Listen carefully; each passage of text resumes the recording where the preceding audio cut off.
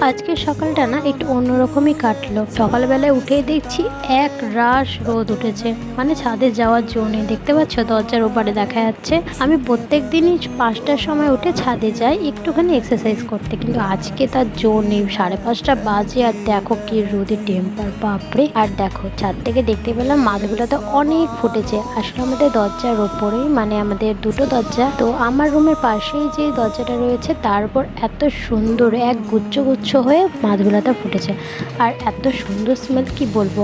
এই যে সেই দরজাটা, এটা খোলা হয় না ঠিকই, হ্যাঁ বছরে হয়তো 1-2বার খোলা হয়, অথবা ওই মেন দরজার কোনো প্রবলেম হলে এই দরজাটা ইউজ হয়। আদারওয়াইজ এভাবে বন্ধ হয়ে পড়ে থাকে। আর এখানে চারিপাশে গাছ লাগানো রয়েছে, যার কারণে দরজাটা বেশি খোলা হয় না। ছাগল গরুর ভয় পাচ্ছে গাছগুলো খেয়ে দিলে আমি তো চিৎকার করবো, সেই জন্য মা আরোই খোলে না। আর কি অসাধারণ লাগে বলো তো, যদি দরজার উপরে এইরকম এক গুচ্ছ হয়ে ফুল ঝরে, তা আবার মাধবীলতার মতো একটি ফুল।